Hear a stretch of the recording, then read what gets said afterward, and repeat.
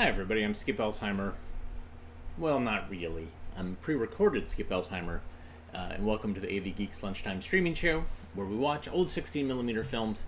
I am traveling today, but I still want to show you stuff, because we got so many films, 36,000 films at least.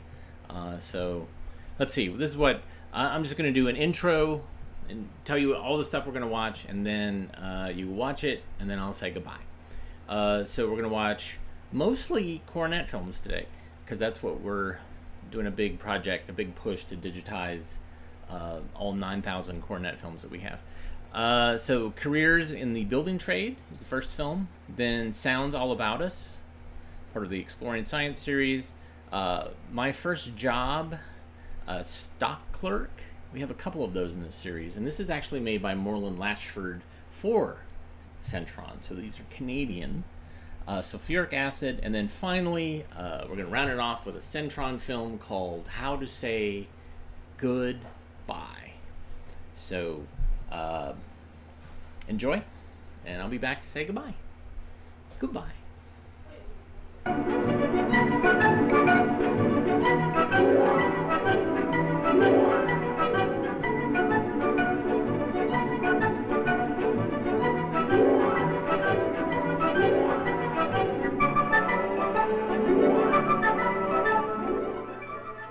Most people like to watch workmen on a construction job, but I had a special interest. Before I finished high school, I wanted to learn something about the building trades. I've always liked to work with my hands, to build things. Maybe, I thought, maybe Mr. Johnson, the contractor, would give me a job.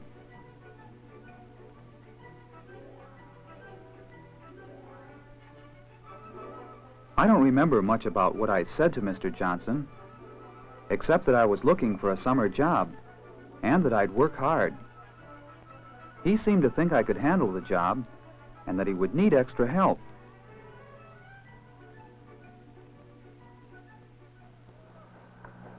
That summer, when school was out, a new adventure began for me.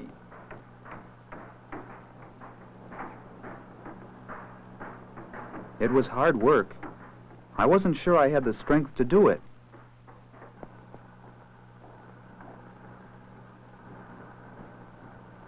But in time, I found that I could do the work. And by watching the experienced building tradesmen work, I had a chance to learn. I noticed that every skilled craftsman knew how to use the tools of his trade with precision and ease. The carpenter moved carefully and coordinated his hands with the rest of his body. Carpenters used many different tools skillfully. I felt that he had to have experience and training, years of training.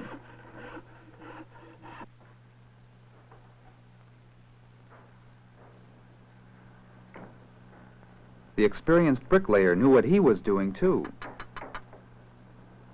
He worked fast so his mortar would not preset. After he measured his work to blueprint specifications, he spread mortar with his trowel. Then he set the bricks in a firm and permanent position.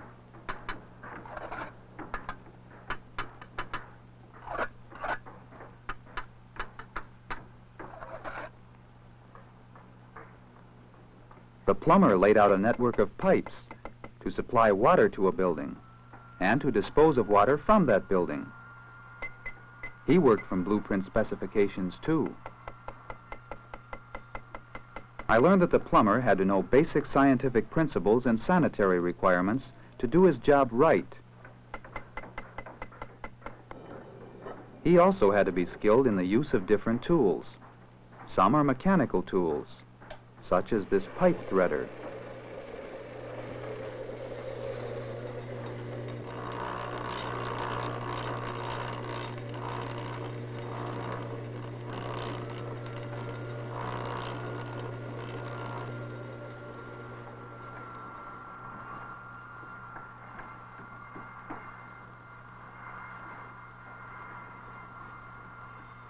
The cuts and curves the sheet metal worker made with his shears are not quickly learned.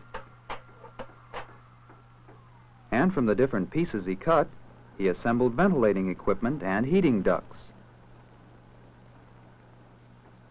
The work of the electrician also seemed interesting. And you really have to understand intricate circuits to be able to set up an electrical wiring system.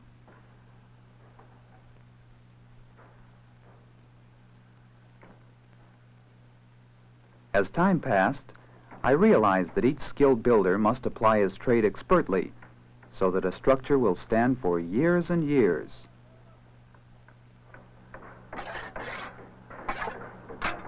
Come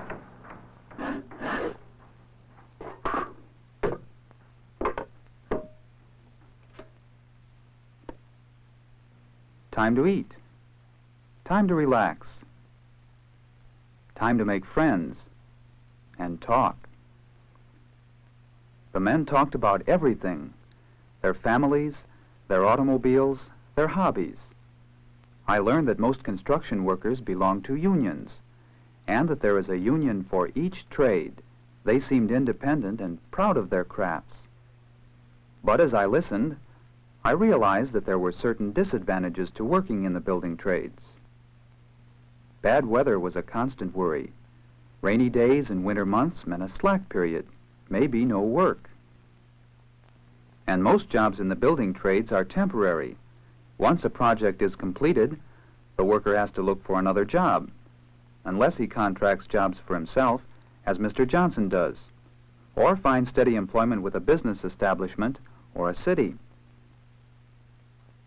But if I could become really skilled like these tradesmen here, I thought there'd always be work for me. When I returned to high school in the fall, I knew that there was much I had to learn. With the advice of the school counselor, I carefully planned my courses to help me realize my ambition, to work in the building trades. I worked hard, for now each subject, each class became more of a challenge to me. Mathematics, algebra and geometry particularly. I knew I could never be a builder without mathematical knowledge. In mechanical drawing class, I learned how to make drawings and see things in proper perspective. In shop, I learned how to put tools to their proper basic use. The skilled craftsman must work with people. He must be able to understand instructions and to give instructions clearly.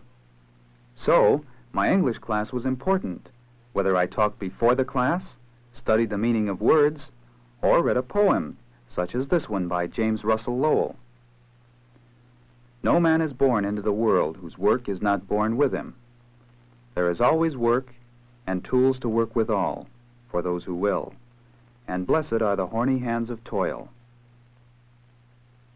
That verse reminded me of the men and the work that I had learned about in the building trades. I never was much of a reader, but there I was in the library doing some heavy reading.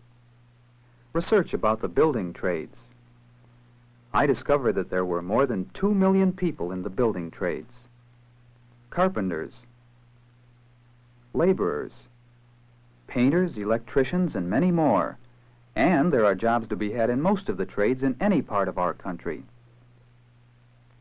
The best way to become a skilled worker or journeyman is to serve some sort of apprenticeship for a few years. A job with the tools of your particular trade, taught by an experienced journeyman. Each of the trades requires specialized training, so I had to decide on one trade. I thought back over my summer's work and the skilled trades I had seen. The bricklayer, plumber, the electrician, the carpenter, and others, such as the painter, whose skill I had admired so much. The glazier's trade also interested me. More and more buildings are being built with glass walls and partitions, so there will be plenty of work for the trained, skilled glazier. The plasterer seemed an artist, as he spread the fresh plaster smoothly in a few broad strokes. If I had a chance to learn his trade, or any of the skilled trades, I'd be happy.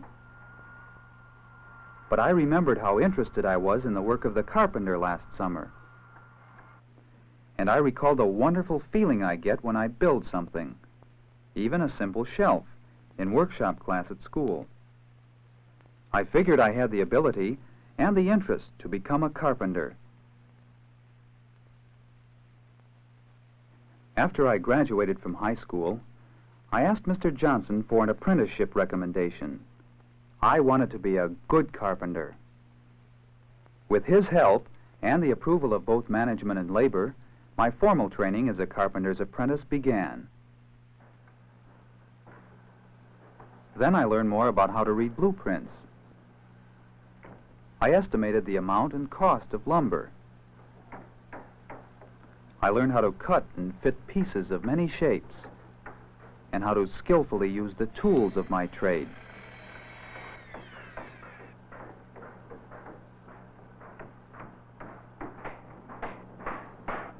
Now, with proper supervision, I am learning to be a good carpenter. You know, it's a wonderful feeling to know that I can build, that I can really contribute to the growth of my community.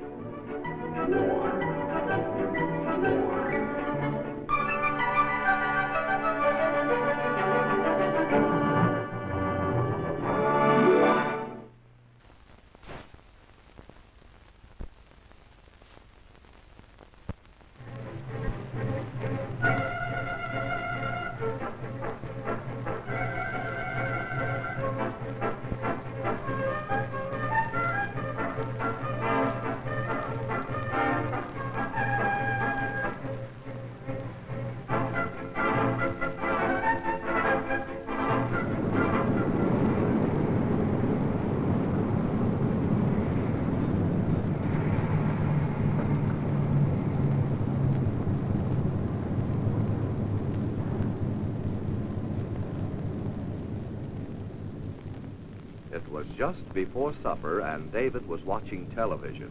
He was watching a motion picture, and it was a noisy one. A little too noisy, David thought. Now, he didn't mean to turn the sound all the way off, but how different the picture seemed now. How strange, without sound. Sound is such an important part of our lives, yet David had never really noticed it before.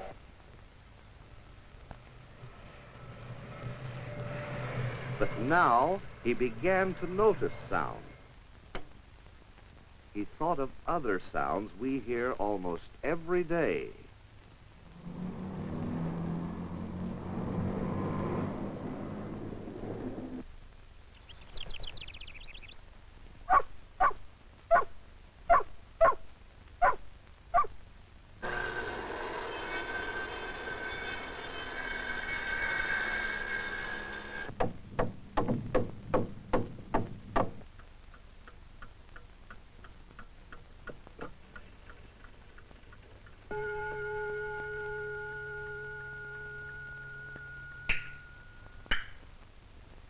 Yes, thought David, sound is everywhere.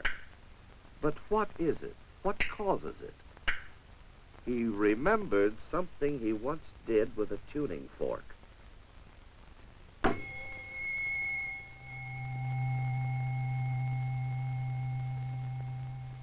Then, while it was making a sound, he dipped it into water. The water splashed, and the tuning fork stopped making its sound. What did that mean? He dipped it again, but nothing happened. When the tuning fork was silent, no water splashed. So when the fork was making a sound, it must be moving to splash the water.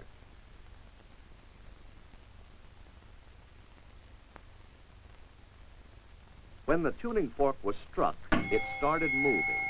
David couldn't see the movements, but he could feel the movements with his fingers. There was sound, and there was movement. So David understood something. Sounds we hear are caused by rapid movement of things. We call these movements vibrations. Every time we hear a sound, it means that something is vibrating.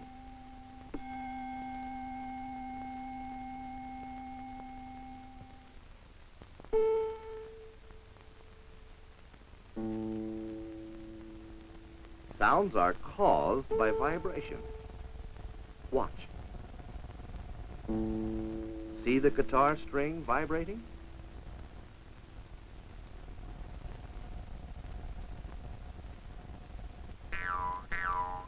Sound and vibration.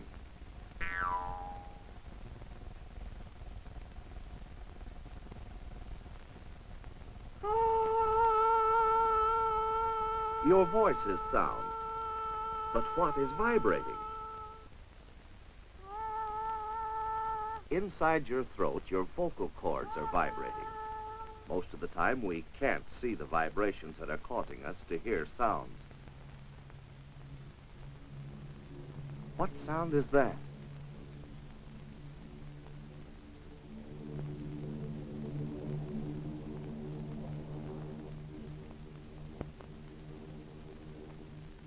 David could tell by the sound that the airplane was flying away. Then there was another sound. Even without looking, David could tell what it was. The sound of an automobile. Different things sound different.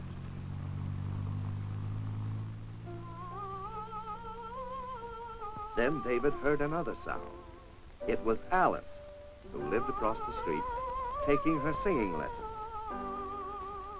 Alice's voice was different from the other sounds David had heard, but the sounds that Alice was making were different from each other, too.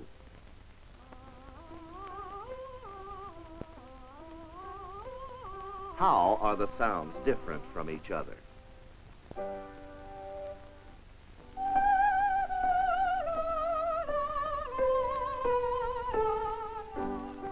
Some of the sounds are lower than others.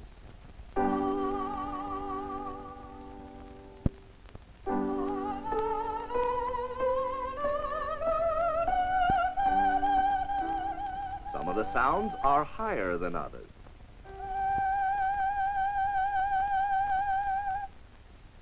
High sounds and low sounds.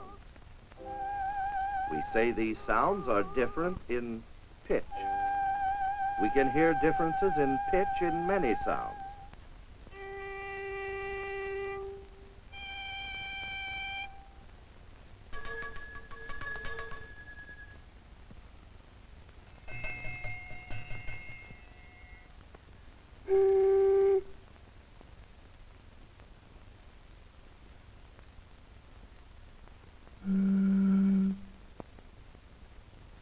Difference in pitch is one thing that makes sounds seem different. What else makes them seem different? Listen.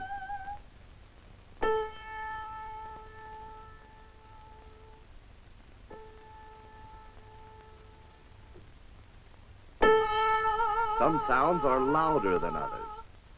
Some are softer than others. We say that this is a difference in loudness. We can hear differences in loudness in many sounds.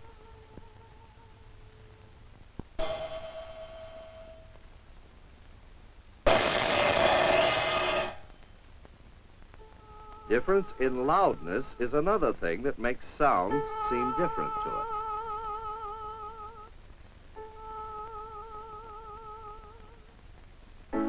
And there is one more thing. Why does a note on the piano sound different from the same note that Alice sings?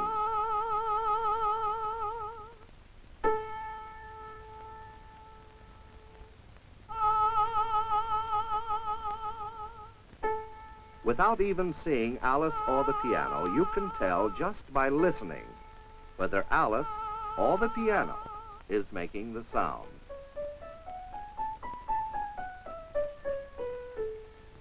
The sounds are different because different things are making them. We say they are different in quality. Most sounds differ in quality. We can often guess what is making a sound because we can recognize the quality of the sound.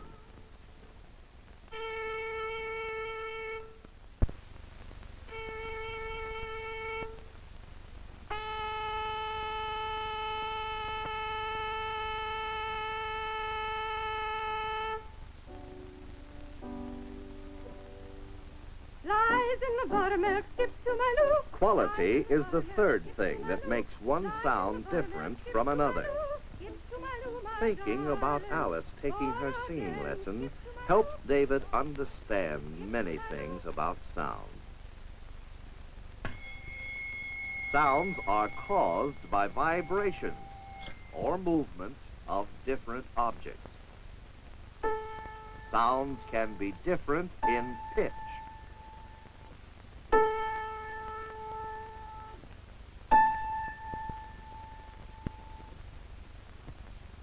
Sounds can be different in loudness.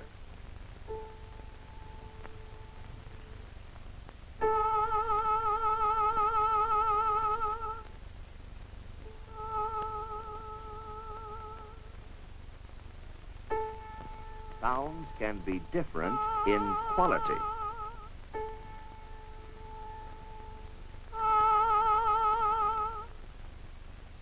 Yes, David understood sound much better now that he had begun thinking about it.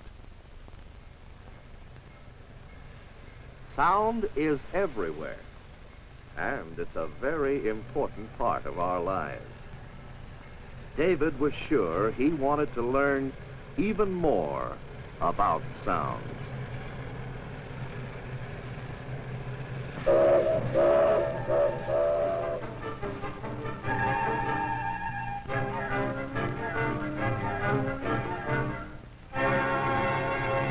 Behind the counter will give you more experience and may make it possible to jump from stock clerk to sales clerk. The sales clerk must be able to cooperate with other employees, help them out, especially when they're busy, and deal with customers, being friendly and helpful so they leave the store with a good impression. As a stock clerk, you'll have a number of responsibilities. Receiving, checking every item that arrives from the wholesaler's warehouses against the invoice. Storing parts that have been received and price tagging all of them.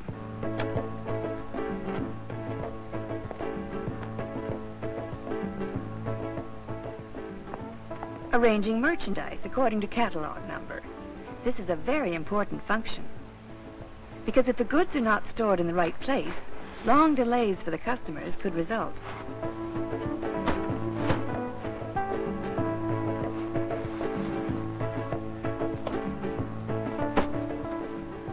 Another part of your job as stock clerk is updating inventory lists so the store doesn't run low on stock. You'll have to learn how to use the telephone effectively to order parts. And when you have a few minutes, it always helps to tidy up the displays to keep the store neat and orderly. I don't find the work here too complicated. It's just a question of following a routine and not trying to take shortcuts. That doesn't mean that there's no room for improvement back here. Working here for the last few months, I've gotten the feeling of things, and I've spotted areas where small improvements could be made. I mentioned them to the chief clerk, who discussed them with the manager, and some of these suggestions have been adopted.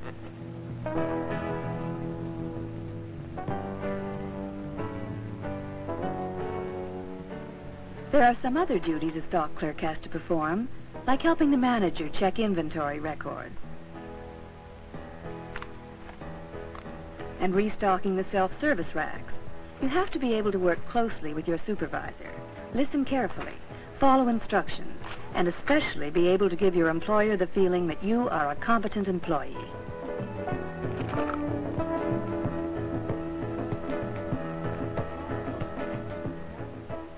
Another part of my job is to write out orders for the new stock.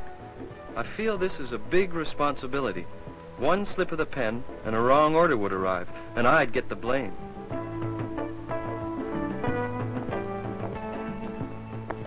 There are also some housekeeping responsibilities. Keeping the stock items in the correct places, following coding systems on shelves and bins, keeping items placed so that stock numbers can be seen, replacing items returned to the stock room back in their correct location.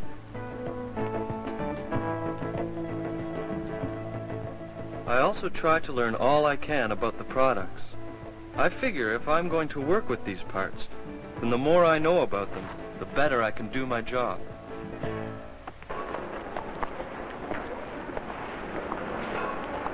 Large stores have a different method of controlling stock than smaller retail outlets like the store where Doug Barrett works.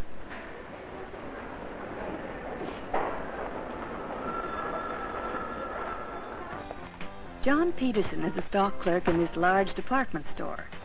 His duties are quite different from Doug's. While Doug's responsibilities at the smaller store include a wide range of duties, John works strictly as a stock receiver for the clothing department.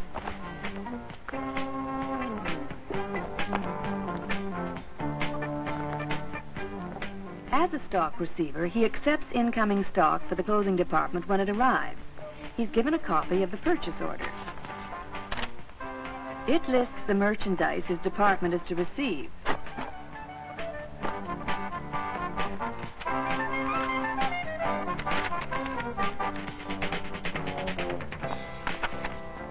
He checks the purchase order against the packing list. Then he checks the contents to see if each garment ordered has been delivered. At the same time, he also checks the number, color, and style of each.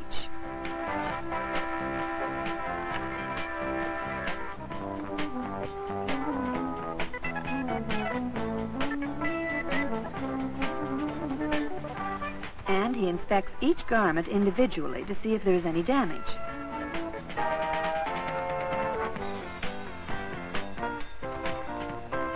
When he's satisfied that all the terms of the purchase have been met, he signs a receiving report and accepts the clothing on behalf of the department.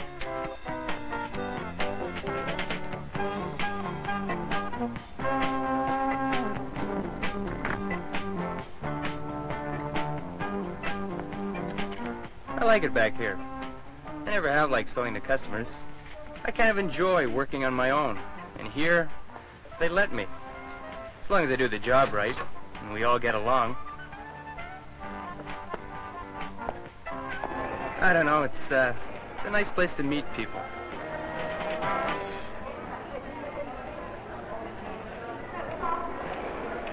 Much of the responsibility for keeping a large department store running smoothly and efficiently lies with the stock department. Customers often become annoyed when they're told that the item they wish to purchase is out of stock. Although he seldom comes in direct contact with customers, John knows his work helps to maintain good customer relations.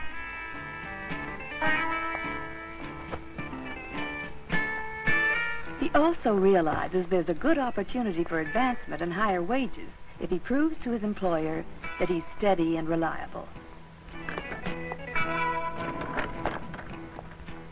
Working as a stock clerk will give you experience for other jobs, too. If you like working with customers, you might move on into a job in retail sales or wholesale, selling directly to stores.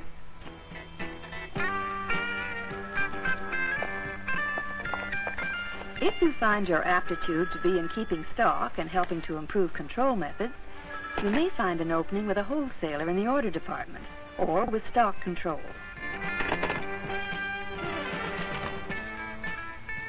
Many executives and store owners got their start as a stock clerk.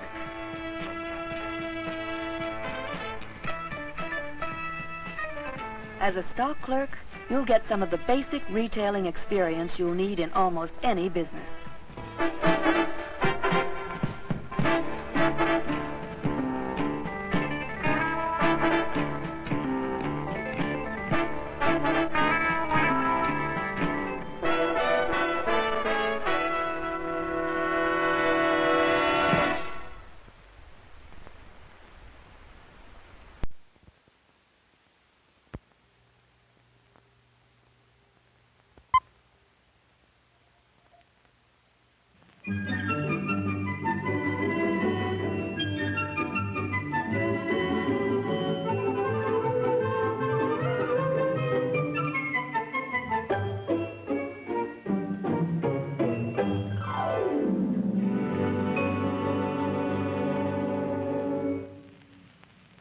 We are going to study the properties, both physical and chemical, of sulfuric acid, or hydrogen sulfate.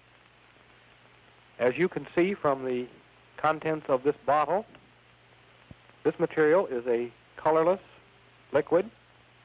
We're going to study its viscosity and several types of chemical reactions which it undergoes. In particular, we're going to study its activity as an acid, its activity as an oxidizing agent, and its activity as a dehydrating agent. In these two 10-milliliter pipettes, we've placed, in the pipette on the right, some sulfuric acid, concentrated, and in the pipette on the left, water. The rate at which these two liquids drain from these pipettes will be a rough measure of the relative viscosity of the two liquids. I've previously established that water drains from each of these pipettes at about the same rate. The liquids are now draining from both pipettes, and you'll notice that the water on the left is draining out at about twice the rate of the acid on the right. This indicates in a crude way that the viscosity of sulfuric acid is about twice that of water. Sulfuric acid and water mix in all proportions, but in the process of mixing, considerable heat is evolved. In this beaker, I've placed about 50 milliliters of cold water, and in the graduated cylinder, we have 50 milliliters of concentrated sulfuric acid. I'll now add the acid to the water in the beaker, and you should note the rapid change in temperature which takes place.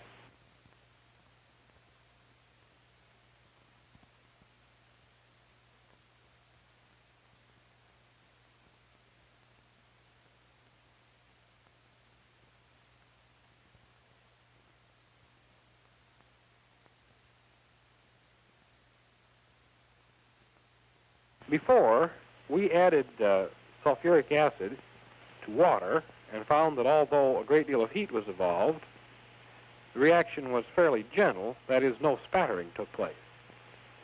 Now, in this sequence, we'll demonstrate the incorrect way to mix sulfuric acid and water. In the beaker, I placed 50 milliliters of sulfuric acid from the bottle. And in the graduated cylinder, we have 50 milliliters of water. I'll now add the water to the acid. And you should note the more violent effect of the mixing than was true before.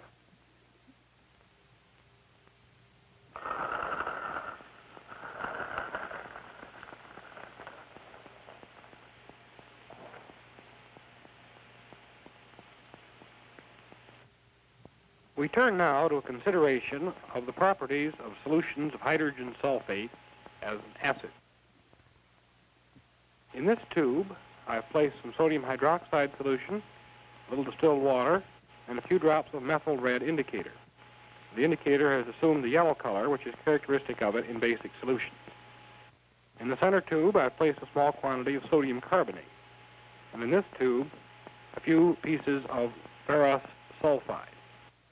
I'll now add a few milliliters of dilute sulfuric acid to each tube.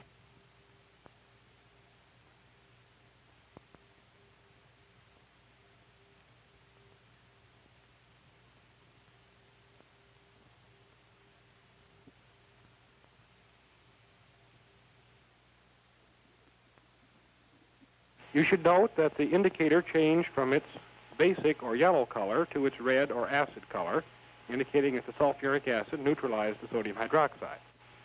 The sodium carbonate reacted with effervescence, CO2 gas was produced. The lead sulfide and the sulfuric acid are reacting with the production of a gas. This gas should be hydrogen sulfide. We'll test the gas with a strip of lead acetate paper, our regular test for hydrogen sulfide. We notice that the lead acetate paper turns brown or black, indicating that hydrogen sulfide is produced when lead sulfide reacts with sulfuric acid. In each of these three cases, then, sulfuric acid has behaved as a typical acid. The reaction about to be carried out is one that you have seen before, but it illustrates a general property of sulfuric acid, so we will repeat it here. In the test tube, I've placed some crystals of sodium chloride. And to these crystals, we'll add a few milliliters of concentrated sulfuric acid.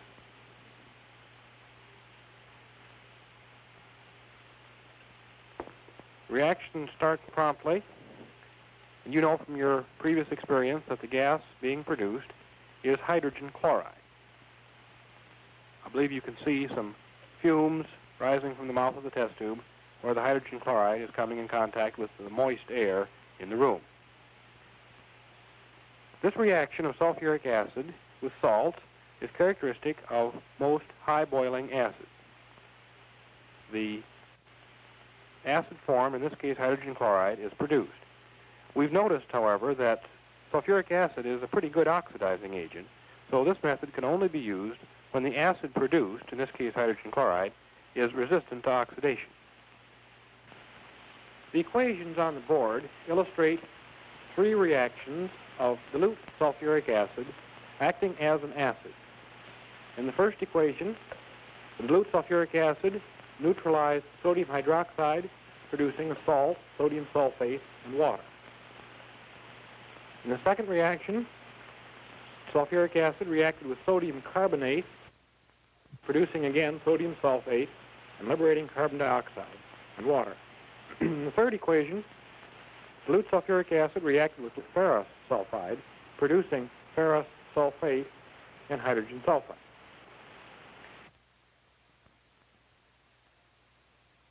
And here we show the reaction between concentrated sulfuric acid this time and sodium chloride, the products being sodium hydrogen sulfate and hydrogen chloride, which was evolved.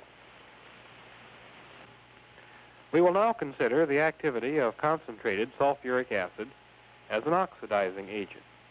Again, we're going to use two reactions that you've seen before, which illustrate the activity of sulfuric acid in this respect very nicely.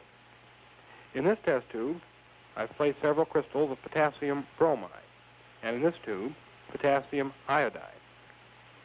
I'll now add a few milliliters of concentrated sulfuric acid to each tube.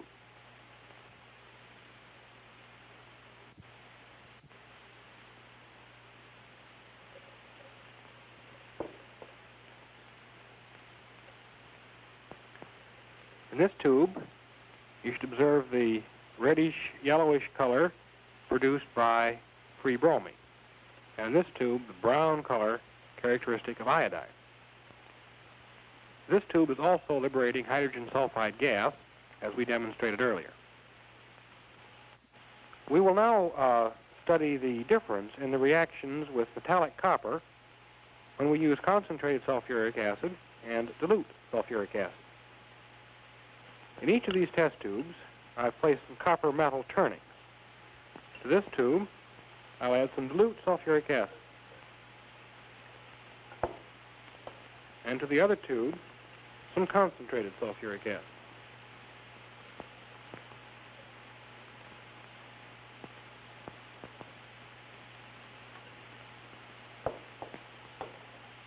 We'll now heat both tubes with the Bunsen burner for a few moments. A few minutes later, the tubes now have this appearance. The dilute sulfuric acid and the copper do not appear to have reacted at all. And indeed, this is the case. Dilute sulfuric acid is not a strong oxidizing agent, obviously not strong enough to attack copper. On the other hand, in the tube containing the concentrated sulfuric acid, there is obvious evidence of a reaction. We'll now let this tube cool to room temperature and then pour its contents into some cold distilled water. The tube containing the concentrated sulfuric acid and copper mixture has been placed in this beaker of cold water and permitted to cool. I'll now pour the mixture into the small beaker containing some distilled water.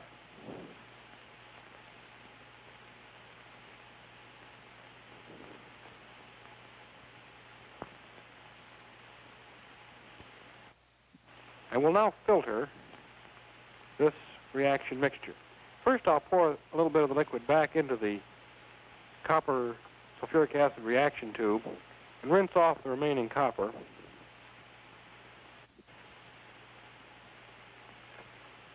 We'll now filter this reaction mixture.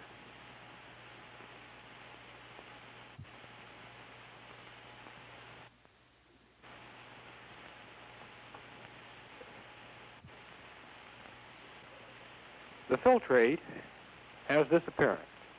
You'll notice the characteristic blue color of the hydrated copper ion. The anion can only be the sulfate ion, so we can confidently assume that the reaction of sulfuric acid concentrated with metallic copper produces copper sulfate as one of the products.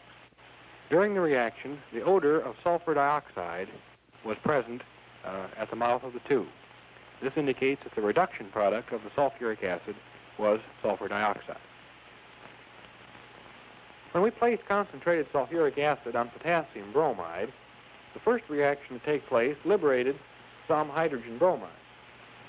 But this hydrogen bromide reacted, at least in part, with more of the concentrated sulfuric acid, reducing the sulfuric acid to sulfur dioxide, and the HBr was oxidized to bromine. This illustrates sulfuric acid acting as an oxidizing agent when the reduction product is sulfur dioxide. Now, when we used potassium iodide in concentrated sulfuric acid, the initial product was hydrogen iodide, which reacted with excess sulfuric acid to produce iodine and hydrogen sulfide. So this equation illustrates a second reaction of concentrated sulfuric acid as an oxidizing agent. In this case, its reduction to hydrogen sulfide. And from these two equations, we can see that HI is a better reducing agent than HBr. Then we reacted concentrated sulfuric acid with copper, and we found that the products of the reaction were copper sulfate and sulfur dioxide in water. So this illustrates another reaction of concentrated sulfuric acid as an oxidizing agent when the reduction product is sulfur dioxide. The third property of sulfuric acid to be illustrated is its activity as a dehydrating agent. In this beaker, I've placed about 100 cubic centimeters of cane sugar, or sucrose. In the beaker, I have 100 milliliters of sulfuric acid, which has been heated to about 70 degrees centigrade. The reaction will take place without heating, but is more rapid if warm sulfuric acid is used. I'll now pour the sulfuric acid onto the sucrose and stir.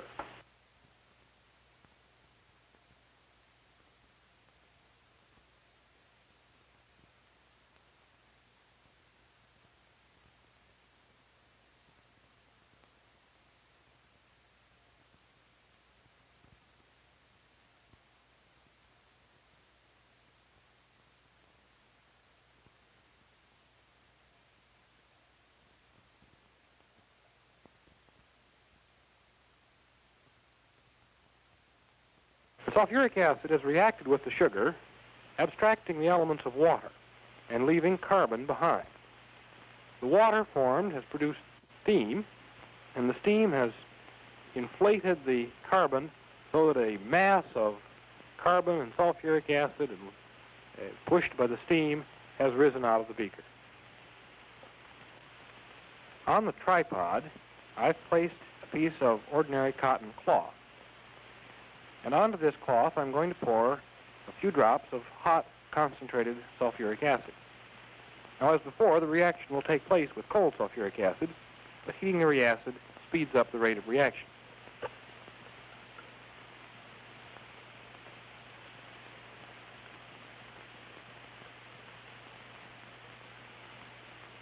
You can observe that the cloth is very rapidly attacked and that it disintegrates.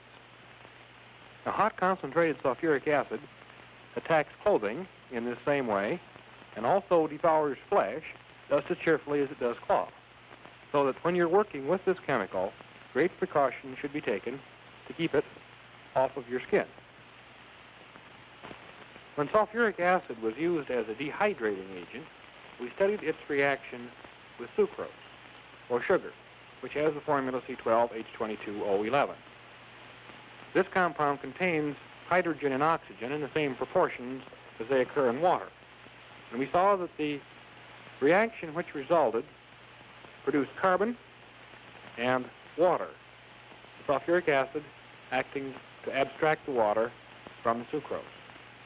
The large mass of carbon that resulted was inflated by the steam produced and rose from the beaker. When the sulfuric acid reacted with cloth, a reaction similar to this took place because the cellulose in cotton cloth has a formula very similar to that of sugar, although somewhat more complicated. The overall reaction is much of the same type, however.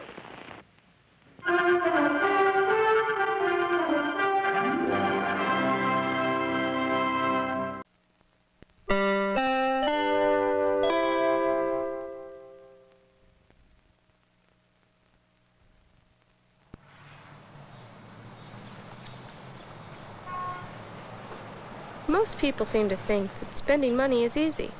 If they mean just letting it slip through your fingers, I guess they're right. What do you guys want? I'll just have a Coke. How much are hot dogs? 65, I think. It's 85. Where are your glasses? I left them at home. I'd like 3 double cheeseburgers, 3 Cokes. But if you're buying something important and you want to feel like you're getting the full value, then spending money can be hard. Hi. Hi. See, $7.85. Okay. It's not easy figuring out what's going to be a good buy. Thank you. A Coke's mine. Okay. Can I have the hamburger? This one? Yeah, the star.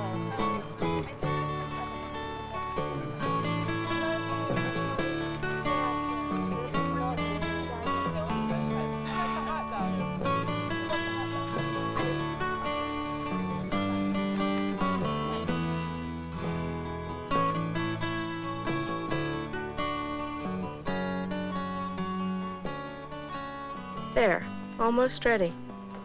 Now for the finishing touch. Glasses. The first step in making an intelligent buying decision is to face the fact that you have a problem that an outlay of cash in the right place might solve. I really had a good time tonight. Me too.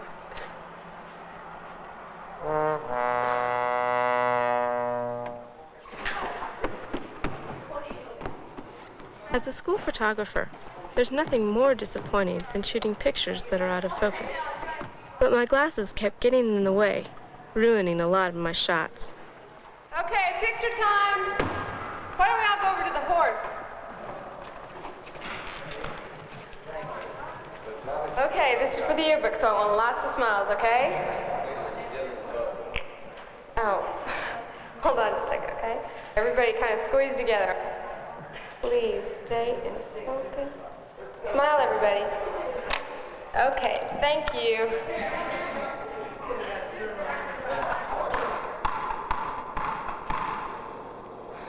Ready?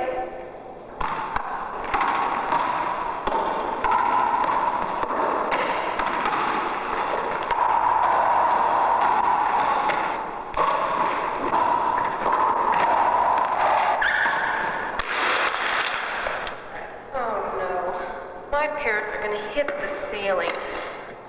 And I could have beaten you, too. I'm sorry. I'm sure nobody likes wearing glasses, but until this happened, I put up with them. You gonna be playing? No, I need to work. I understand the secret of turkey You roll see, is in the at our sauce, house, is that right? glasses are a big budget item. Is this the same gravy we had last time?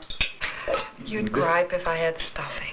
My brothers lose or break even more pairs than I do. Pass the gravy, please.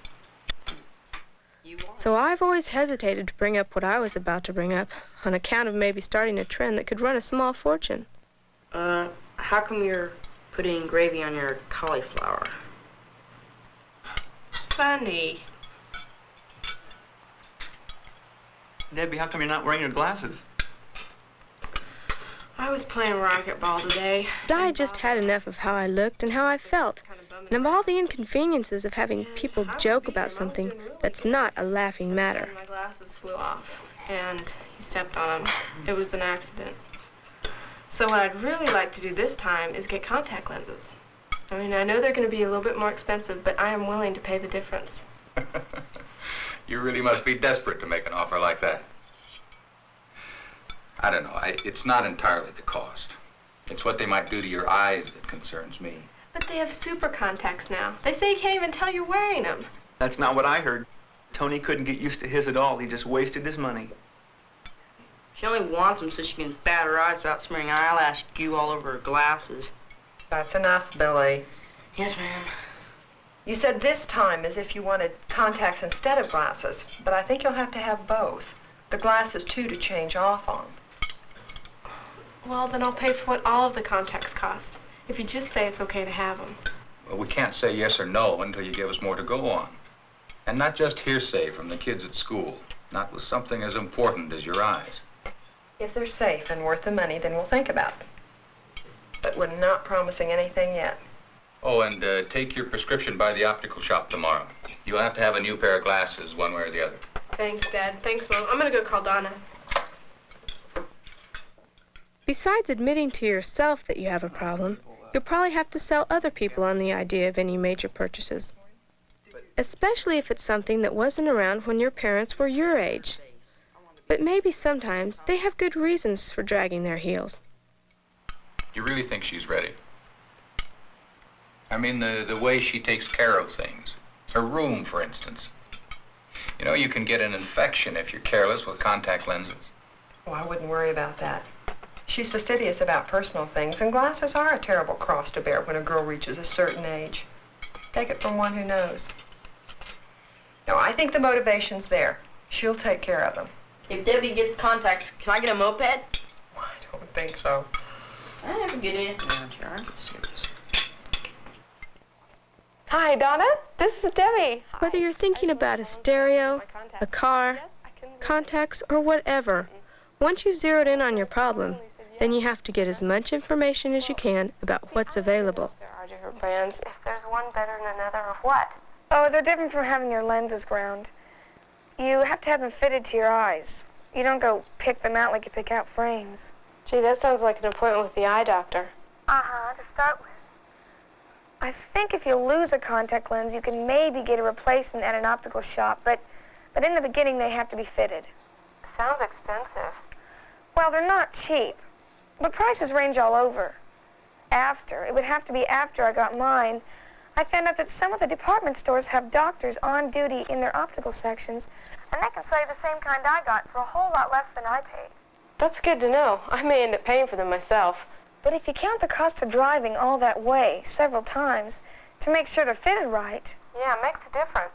But then the cost of transportation for medical reasons can be deducted. Enough already. I'd rather stick with the eye doctor I know. If you're planning to buy something that can be checked out in a consumer magazine, that's a good source of information. The report usually compares design features and quality of construction, and might help you decide on one brand over another. Cover your right eye now, and let's look at the end of the room. The library was helpful, but my real information source was the doctor. SLBP. When I bought my new camera, I checked out the warranty. That's the manufacturer's written guarantee that something's going to work like it's supposed to, or if not, how you can go about getting it fixed or replaced. That's fine. Sit back for me now, please. If something you buy is largely mechanical, make sure the warranty is spelled out in simple language, so you'll know how to get what you paid for, or your money back if the deal goes sour. But where what you're getting is mostly service, as it was with me, you need both manufacturer's pledge to deliver quality goods and personal confidence in the competence of the one who provides the service. If you can, go to someone you know. All right, Debbie, well, I see no medical reason why you can't wear contact lenses. Great. Next question. What kind, whatever else I don't know about price and everything. My parents aren't going to be satisfied in hearing just what I want. Would you like me to call them? Oh, no. You see, there's something going on here that they don't know. I know. They're kind of putting me to the test to see if I can make decisions on my own. I'm sure they'll call you up later and check up on me. Then you can talk to them. Meantime, talk to me. And it's very important with hard or soft contact lenses, really, that one has to be willing to do the hygiene regularly every day as it's designed, or their problems possibly could develop. Right about here is when I started thinking about consequences, which is one of the things you have to do before you can tell yourself you've made a good buy. I wanted contacts partly because glasses were so much trouble. And here I was finding out that contacts can be a lot of trouble too. You always have to weigh the consequences. Does this new thing you want have enough advantages over what you have now to be worth its cost? Is it going to complicate your life or make it easier?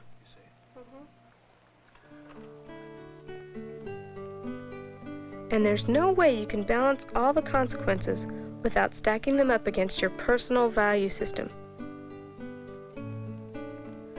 What's important to you? I knew my main reason was what most people call vanity. But where's the line between vanity and making the most of yourself? Anyway, it's your values that finally help you make a decision.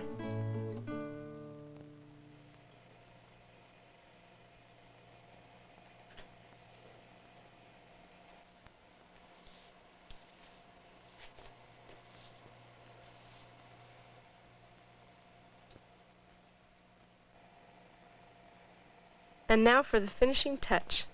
Goodbye, glasses.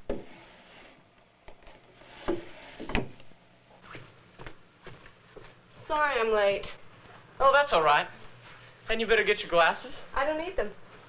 Hey, you got your contacts. How do you like them? Best buy ever made.